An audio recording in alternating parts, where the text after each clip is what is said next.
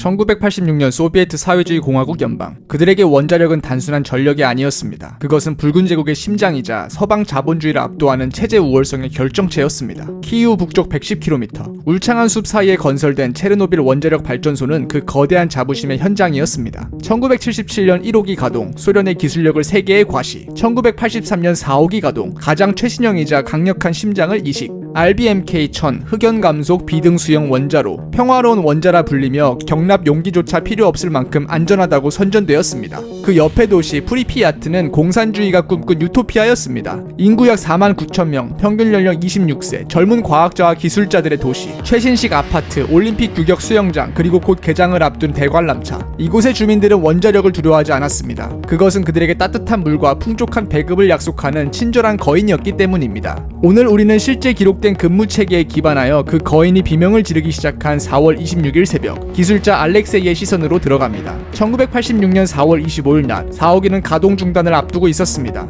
하지만 단순히 끄는 것이 아니었습니다. 터빈 관성 시험이라는 숙제가 남아 있었습니다. 목적, 원전의 전원이 모두 끊기는 비상 상황 발생 시 회전하던 터빈의 관성만으로 냉각 펌프를 얼마나 오랫동안 돌릴 수 있는가. 잔혹한 역사, 이 시험은 1977년부터 3차례 시도되었으나 모두 실패했습니다. 이번엔 반드시 성공해야만 했습니다. 원래 시험은 노련한 낫 교대조가 수행할 예정이었습니다. 그러나 예기치 못한 변수가 발생합니다. 키이우 전력망 통제소에서 메이데이, 노동절을 앞두고 전력이 부족하니 가동 중단을 미뤄달라는 명령을 내린 것입니다. 결국 시험은 10시간이나 지연되었습니다. 낫 교대조는 퇴근했습니다. 준비되지 않은 야간 교대조가 이 위험한 시험을 떠맡게 됩니다. 현장 책임자 아나톨리 갸틀로프 부소장은 거칠게 부하들을 몰아붙였습니다. 절차대로 해, 아니면 내쫓아버릴 테니까. 시험을 위해 출력을 낮추던 중 원자로가 예상치 못한 동물작용에 빠집니다. 원자력의 힘이 쭉 빠지며 출력이 곤두박질 쳤습니다. 정상적인 운전원이라면 여기서 멈춰야 했습니다. 하지만 갸틀로프는 멈추지 않았습니다. 제어봉 인출, 원자로의 브레이크 역할을 하는 제어봉을 거의 다 뽑아 올렸습니다.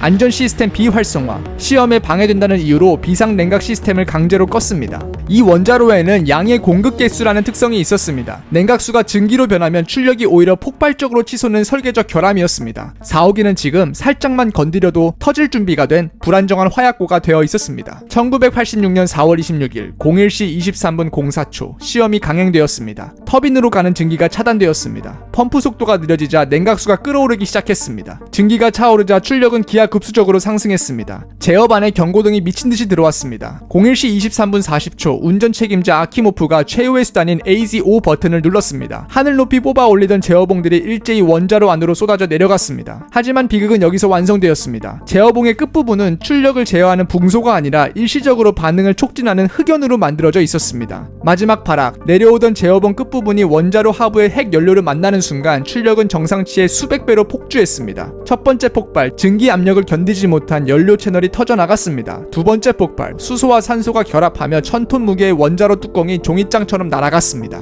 알렉세이는 제어실 벽이 흔들리는 것을 느꼈습니다. 공기 중에는 금속 맛이 났고 천장에서는 콘크리트 가루가 눈처럼 내렸습니다. 현장 직원들 아키모프와 토프트노프는 끝까지 원자로가 폭발했다는 사실을 믿지 못했습니다. 그들은 방사능 물이 가득한 지하로 내려가 밸브를 돌렸습니다. 그들의 살점은 이미 방사선에 녹아내리고 있었습니다. 소방관들의 사투, 6분 만에 도착한 블라디미르 프라빅의 소방팀은 불타는 흑연 덩어리를 손으로 치우며 화재를 진압했습니다. 그들은 그것이 단순한 화재인 줄 알았습니다. 그들이 밟고 서 있는 것은 지옥의 파편이었습니다.